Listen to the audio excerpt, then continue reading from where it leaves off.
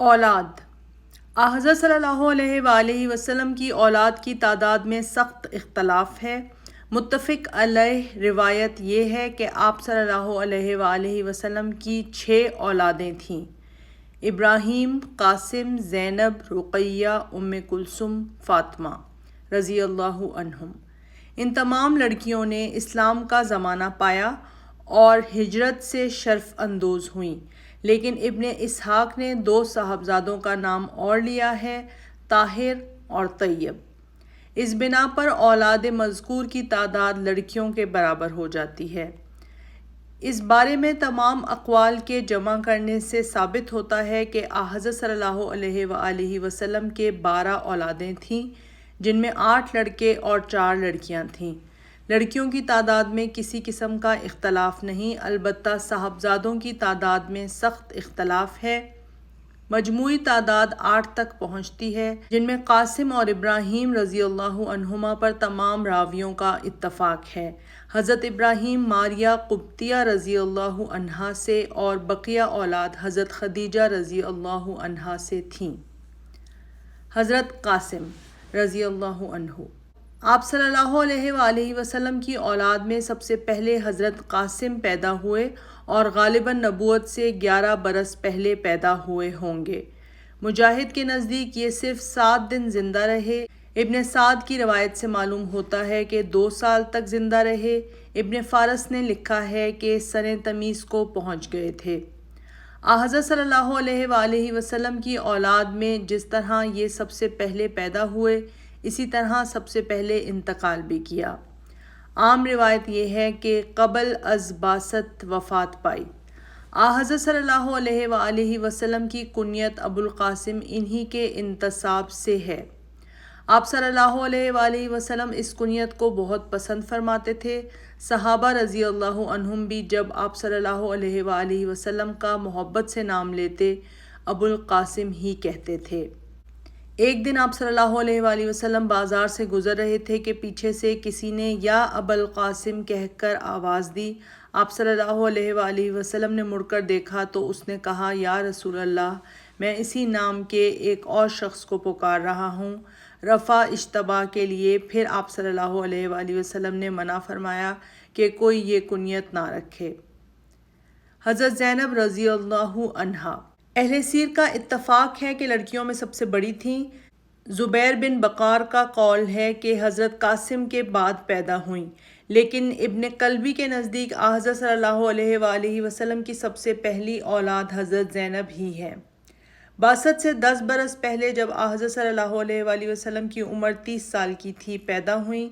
حضرت نے جب مکہ معظمہ سے ہجرت فرمائی تو اہل و عیال مکہ میں رہ گئے تھے۔ حضرت زینب رضی اللہ عنہا کی شادی ان کے خالہ زاد بھائی ابو العاص بن ربیع لقیط سے ہوئی تھی۔ غزوہ بدر میں ابو العاص گرفتار ہو گئے۔ جب یہ رہا کیے گئے تو ان سے وعدہ لے لیا گیا کہ مکہ جا کر حضرت زینب رضی اللہ عنہا کو بھیج دیں گے۔ ابو العاص نے مکہ جا کر اپنے بھائی کنانہ کے ساتھ ان کو مدینہ کی طرف روانہ کیا۔ چونکہ کفار کے تعرض کا خوف تھا، کنانہ نے ہتھیار ساتھ لے لیے تھے۔ مقام ذی طویٰ میں پہنچے تو کفار قریش کے چند آدمیوں نے تعقب کیا۔ حبار بن اسود نے حضرت زینب رضی اللہ عنہا کو نیزے سے زمین پر گرا دیا۔ حمل ساقط ہو گیا۔ کنانہ نے ترکش سے تیر نکالے اور کہا کہ اب اگر کوئی قریب آیا تو ان تیروں کا نشانہ ہوگا۔ لوگ ہٹ گئے تو ابو سفیان سرداران قریش کے ساتھ آیا اور کہا، تیر روک لو، ہم کو کچھ گفتگو کرنی ہے۔ انہوں نے تیر ترکش میں ڈال دیے۔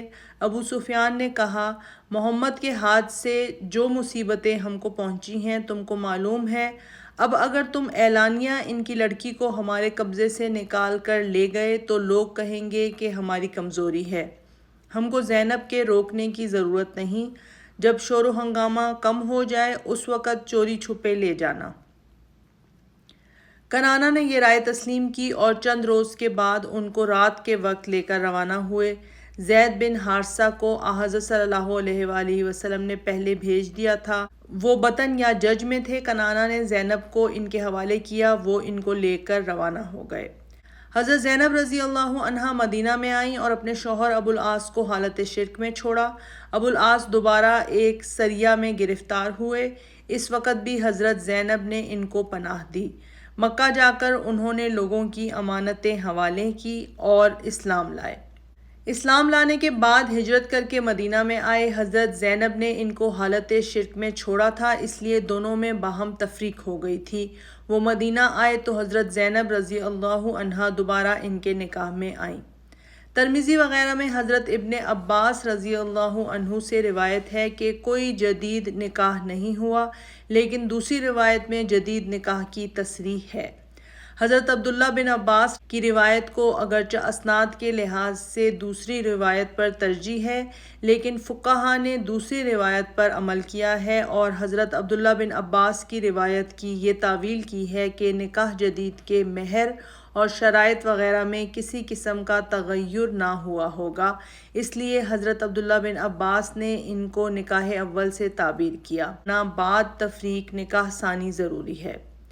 ابو العاص نے حضرت زینب رضی اللہ عنہا کے ساتھ نہایت شریفانہ برتاؤ کیا اور حضرت صلی اللہ علیہ وآلہ وسلم نے ان کے شریفانہ تعلقات کی تعریف کی۔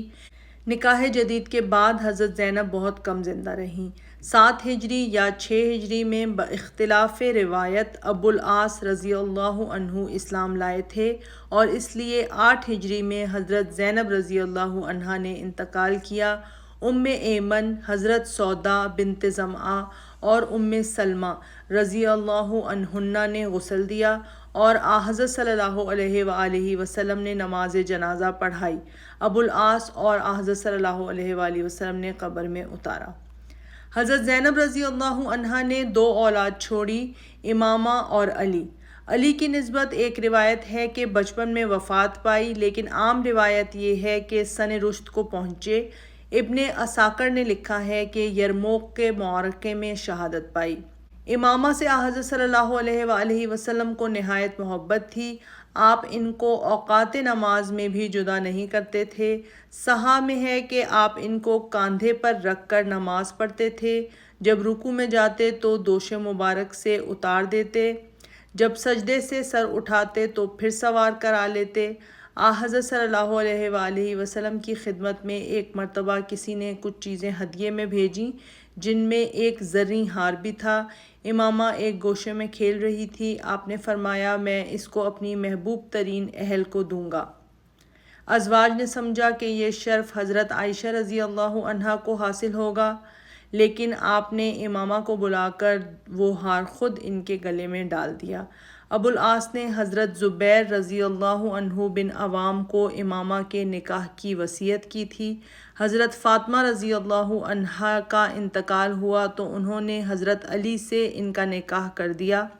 حضرت علی رضی اللہ عنہ نے شہادت پائی تو مغیرہ کو وصیت کر گئے کہ امامہ سے نکاح کر لیں۔ مغیرہ نے نکاح کیا اور ان سے ایک بچہ پیدا ہوا جس کا نام یحییٰ تھا، لیکن بعض روایتوں میں ہے کہ امامہ کے کوئی اولاد نہیں ہوئی۔ امامہ رضی اللہ عنہا نے مغیرہ کے ہاں وفات پائی۔ حضرت رقیہ رضی اللہ عنہا۔ جرجانی نے لکھا ہے کہ حضرت صلی اللہ علیہ وآلہ وسلم کی لڑکیوں میں سب سے چھوٹی تھیں، لیکن مشہور روایت یہ ہے کہ حضرت زینب کے بعد 23 سن قبل از نبوت پیدا ہوئیں۔ پہلے ابو لہب کے بیٹے عتبہ سے شادی ہوئی۔ ابن سعد نے لکھا ہے کہ یہ شادی قبل نبوت ہوئی تھی۔ حضرت صلی اللہ علیہ وآلہ وسلم کی دوسری صاحبزادی ام کلثوم کی شادی بھی ابو لہب کے دوسرے لڑکے عتیبہ سے ہوئی تھی۔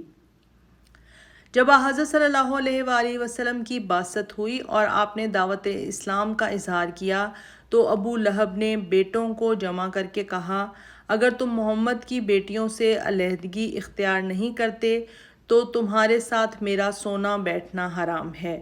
دونوں فرزندوں نے باپ کے حکم کی تعمیل کی۔ حضرت صلی اللہ علیہ وآلہ وسلم نے حضرت رقیہ رضی اللہ عنہا کی شادی حضرت عثمان رضی اللہ عنہ سے کر دی۔ دولابی نے لکھا ہے کہ حضرت عثمان کے ساتھ ان کا نکاح زمانہ جاہلیت میں ہوا، لیکن خود ایک روایت حضرت عثمان رضی اللہ عنہ سے مروی ہے جس میں زمانہ اسلام کی تصریح ہے۔ نکاح کے بعد حضرت عثمان نے حبش کی طرف ہجرت کی۔ حضرت رقیہ بھی ساتھ گئیں۔ مدت تک حضرت صلی اللہ علیہ وآلہ وسلم کو ان کا کچھ حال معلوم نہ ہوا۔ ایک عورت نے آ کر خبر دی کہ میں نے ان دونوں کو دیکھا ہے۔ حضرت صلی اللہ علیہ وآلہ وسلم نے دعا دی اور فرمایا کہ ابراہیم اور لوط علیہم السلام کے بعد عثمان پہلے شخص ہیں جنہوں نے بی بی کو لے کر ہجرت کی ہے۔ حبش میں حضرت رقیہ کے ایک بچہ پیدا ہوا جس کا نام عبداللہ تھا، لیکن صرف 6 سال زندہ رہا۔ حضرت عثمان حبش سے مکہ کو واپس آئے اور وہاں سے مدینہ کی طرف ہجرت کی۔ حضرت رقیہ مدینہ میں آ کر بیمار ہوئیں۔ یہ غزوہ بدر کا زمانہ تھا۔ حضرت عثمان ان کی تیمارداری کی وجہ سے شریک جہاد نہ ہو سکے۔ عین اسی دن جس روز زید رضی اللہ عنہ بن حارثہ نے مدینہ آ کر فتح کا مژدہ سنایا، وفات پائی۔ غزوہ بدر کی وجہ سے آپ صلی اللہ علیہ وآلہ وسلم ان کے جنازے میں شریک نہ ہو سکے۔ حضرت ام کلثوم رضی اللہ عنہا کنیت ہی کے ساتھ مشہور ہیں۔ 3 ہجری میں جو غزوہ بدر کا سال تھا جب حضرت رقیہ کا انتقال ہوا تو ربیع الاول میں حضرت عثمان رضی اللہ عنہ نے حضرت ام کلثوم رضی اللہ عنہا کے ساتھ نکاح کر لیا۔ بخاری میں ہے کہ جب حضرت حفصہ بیوہ ہوئیں تو حضرت عمر رضی اللہ عنہ نے حضرت عثمان کے ساتھ نکاح کا پیغام دیا۔ حضرت عثمان نے تعامل کیا، لیکن دوسری روایتوں میں ہے کہ جب حضرت صلی اللہ علیہ وآلہ وسلم کو یہ خبر ہوئی تو آپ نے حضرت عمر سے کہا، میں تم کو عثمان سے بہتر شخص کا پتہ دیتا ہوں اور عثمان کے لیے تم سے بہتر شخص ڈھونڈتا ہوں۔ تم اپنی لڑکی کی شادی مجھ سے کر دو اور میں اپنی لڑکی کی شادی عثمان سے کرا دیتا ہوں۔ بہرحال نکاح ہوا اور نکاح کے بعد حضرت ام کلثوم 6 برس تک حضرت عثمان کے ساتھ رہیں۔ شعبان 9 ہجری میں انتقال کیا۔ حضرت صلی اللہ علیہ وآلہ وسلم نے نماز جنازہ پڑھائی اور حضرت علی، حضرت فضل بن عباس، حضرت اسامہ بن زید رضی اللہ عنہم نے قبر میں اتارا۔ حضرت فاطمہ الزہرا رضی اللہ عنہا فاطمہ نام، زہرا لقب۔ سن ولادت میں اختلاف ہے۔ ایک روایت میں ہے کہ باسط میں پیدا ہوئیں۔ ابن اسحاق نے لکھا ہے کہ ابراہیم کے علاوہ آپ کی تمام اولاد قبل از نبوت پیدا ہوئی۔ حضرت صلی اللہ علیہ وآلہ وسلم کی باسط 40 سال کی عمر میں ہوئی تھی۔ اس بنا پر بعضوں نے دونوں روایتوں میں تطبیق دی ہے کہ باسط کے آغاز میں حضرت فاطمہ رضی اللہ عنہا پیدا ہوئی ہوں گی، اور چونکہ دونوں کی مدت میں بہت فاصلہ ہے اس لیے یہ اختلاف روایت ہو گیا ہوگا۔ ابن جوزی نے لکھا ہے کہ باسط سے 5 برس پہلے جب خانہ کعبہ کی تعمیر ہو رہی تھی پیدا ہوئیں۔ بعض روایتوں میں ہے کہ تقریباً 1 سال پیشتر پیدا ہوئیں۔ حضرت فاطمہ رضی اللہ عنہا اگر ان کا سال ولادت 1 باسط صحیح تسلیم کر لیا جائے، جب 15 سال 5.5 مہینے کی ہوئی تو حضرت صلی اللہ علیہ وآلہ وسلم نے حضرت علی رضی اللہ عنہ کے ساتھ نکاح کر دیا۔ اس وقت حضرت علی کا سن 21 برس 5 مہینے کا تھا۔ حضرت فاطمہ رضی اللہ عنہا سے عقد کی درخواست سب سے پہلے حضرت ابوبکر اور ان کے بعد حضرت عمر نے کی تھی، لیکن حضرت صلی اللہ علیہ وآلہ وسلم نے کچھ جواب نہیں دیا۔ جب حضرت علی نے خواہش کی تو آپ نے فرمایا، تمہارے پاس مہر ادا کرنے کو کچھ ہے؟ بولے، 1 گھوڑا اور زرہ کے سوا کچھ نہیں۔ آپ صلی اللہ علیہ وآلہ وسلم نے فرمایا، گھوڑا تو لڑائی کے لیے ضروری ہے، زرہ کو فروخت کر ڈالو۔ حضرت عثمان نے 480 درہم پر خریدی اور حضرت علی نے قیمت لا کر حضرت صلی اللہ علیہ وآلہ وسلم کے سامنے ڈال دی۔ آپ صلی اللہ علیہ وآلہ وسلم نے بلال رضی اللہ عنہ کو حکم دیا کہ بازار سے خوشبو لائیں۔ عقد ہوا اور حضرت صلی اللہ علیہ وآلہ وسلم نے جہیز میں 1 پلنگ اور 1 بستر دیا۔ اصابہ میں لکھا ہے کہ آپ نے 1 چادر، 2 چکیاں اور 1 مشک بھی دی، اور یہ عجیب اتفاق ہے کہ یہی 2 چیزیں عمر بھر ان کی رفیق رہیں۔ نکاح کے بعد رسم عروسی کا وقت آیا تو حضرت صلی اللہ علیہ وآلہ وسلم نے حضرت علی سے کہا کہ 1 مکان لے لیں۔ چنانچہ حارثہ رضی اللہ عنہ بن نعمان کا مکان ملا اور حضرت علی نے حضرت فاطمہ کے ساتھ اس میں قیام کیا۔ آپ صلی اللہ علیہ وآلہ وسلم ہمیشہ حضرت علی اور حضرت فاطمہ رضی اللہ عنہما کے تعلقات میں خوشگواری پیدا کرنے کی کوشش فرماتے۔ چنانچہ جب حضرت علی اور حضرت فاطمہ میں کبھی کبھی خانگی معاملات کے متعلق رنجش ہو جاتی تھی تو حضرت صلی اللہ علیہ وآلہ وسلم دونوں میں صلح کرا دیتے تھے۔ ایک مرتبہ ایسا اتفاق ہوا، آپ گھر میں تشریف لے گئے اور صفائی کرا دی۔ گھر سے مسرور نکلے، لوگوں نے پوچھا آپ گھر میں گئے تھے تو اور حالت تھی، اب آپ اس قدر خوش کیوں ہیں؟ فرمایا میں نے ان دو شخصوں میں مصالحت کرا دی ہے جو مجھ کو محبوب ہیں۔ ایک مرتبہ حضرت علی رضی اللہ عنہ نے ان پر کچھ سختی کی، وہ حضرت صلی اللہ علیہ وآلہ وسلم کے پاس شکایت لے کر چلیں۔ پیچھے پیچھے حضرت علی بھی آئے۔ حضرت فاطمہ نے شکایت کی۔ آپ نے فرمایا بیٹی تم کو خود سمجھنا چاہیے کہ کون شوہر اپنی بیوی کے پاس خاموش چلا آتا ہے۔ حضرت علی رضی اللہ عنہ پر اس کا یہ اثر ہوا کہ انہوں نے حضرت فاطمہ سے کہا اب میں تمہارے خلاف مزاج کوئی بات نہ کروں گا۔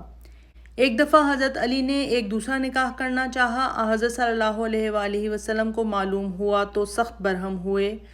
آپ نے مسجد میں خطبہ دیا، اس میں اپنی ناراضگی ظاہر کی۔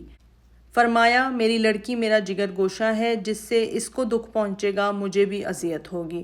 چنانچہ حضرت علی رضی اللہ عنہ اس ارادے سے باز آ گئے اور حضرت فاطمہ کی زندگی تک پھر کبھی دوسرا نکاح نہ کیا۔ حضرت فاطمہ رضی اللہ عنہا کے 5 اولادیں ہوئیں: حسن، حسین، محسن، کلثوم، زینب۔ محسن نے بچپن ہی میں انتقال کیا۔ حضرت زینب، امام حسن، حسین اور کلثوم رضی اللہ عنہم اہم واقعات کے لحاظ سے تاریخ اسلام میں مشہور ہیں۔ حضرت فاطمہ رضی اللہ عنہا نے رمضان 11 ہجری میں حضرت صلی اللہ علیہ وآلہ وسلم کے انتقال کے 6 ماہ بعد وفات پائی۔ اس وقت ان کا سن 29 سال کا تھا۔ سن کی تعین میں سخت اختلاف ہے، بعض نے 24 سال، بعض نے 25 سال اور بعض نے 30 سال بتایا ہے، لیکن زرقانی نے لکھا ہے کہ پہلی روایت زیادہ صحیح ہے۔ اگر 41 کو سال ولادت قرار دیا جائے تو اس وقت ان کا یہ سن نہیں ہو سکتا تھا، البتہ اگر 42 سال کی عمر تسلیم کی جائے تو اس سن کو سال وفات قرار دیا جا سکتا ہے، لیکن اگر یہ روایت صحیح مان لی جائے تو وہ 5 برس قبل از نبوت میں پیدا ہوئیں تو اس وقت ان کا سن 29 سال کا ہو سکتا ہے۔ حضرت ابراہیم رضی اللہ عنہ حضرت صلی اللہ علیہ وآلہ وسلم کی سب سے آخری اولاد ہیں۔ ذی الحجہ 8 ہجری بمقام عالیہ، جہاں حضرت ماریہ قبطیہ رضی اللہ عنہا رہتی تھیں، پیدا ہوئے۔ اس بنا پر لوگ عالیہ کو مشربہ ابراہیم بھی کہنے لگے۔ ابو رافع کی بی بی سلمہ نے، جو حضرت صلی اللہ علیہ وآلہ وسلم یا آپ کی پھوپھی صفیہ کی لونڈی تھیں، دایا گیری کی خدمت انجام دی۔ ابو رافع نے جب حضرت صلی اللہ علیہ وآلہ وسلم کو ان کی ولادت کا مژدہ سنایا تو آپ نے اس کے صلے میں ایک غلام عطا فرمایا۔ 7ویں دن عقیقہ ہوا۔ آپ صلی اللہ علیہ وآلہ وسلم نے بال کے برابر چاندی خیرات کی اور حضرت ابراہیم کے نام پر نام رکھا۔ دودھ پلانے کے لیے تمام انصار نے خواہش کی، لیکن آپ صلی اللہ علیہ وآلہ وسلم نے ان کو بردہ خولہ بنت منظر بن زید الانصاری کے حوالے کیا اور اس کے معاوضے میں کھجور کے چند درخت دیے۔ بخاری میں حضرت انس رضی اللہ عنہ سے روایت ہے کہ آپ صلی اللہ علیہ وآلہ وسلم نے یہ خدمت سیف کے متعلق کی۔ قاضی عیاض نے لکھا ہے کہ سیف اور بردہ ایک ہی ہیں۔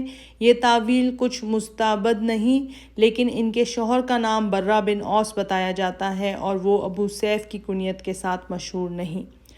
سیف حوالی مدینے میں رہتی تھیں۔ حضرت صلی اللہ علیہ وآلہ وسلم فرط محبت سے وہاں جاتے، حضرت ابراہیم کو گود میں لیتے اور چومتے۔ سیف کے شوہر لوہار تھے، اس لیے گھر دھوئیں سے بھرا رہتا تھا، لیکن حضرت صلی اللہ علیہ وآلہ وسلم باوجود نظافت طبع گوارا فرماتے۔ ابراہیم نے سیف ہی کے یہاں انتقال کیا۔ حضرت صلی اللہ علیہ وآلہ وسلم کو خبر ہوئی تو عبد الرحمن رضی اللہ عنہ بن عوف کے ساتھ تشریف لائے۔ نزع کی حالت تھی، گود میں اٹھا لیا، آنکھوں سے آنسو جاری ہو گئے۔ عبد الرحمن بن عوف نے کہا یا رسول اللہ، آپ کی یہ حالت ہے؟ آپ نے فرمایا یہ رحمت ہے۔ عرب کا خیال تھا کہ جب کوئی بڑا شخص مر جاتا تو چاند میں گرہن لگ جاتا۔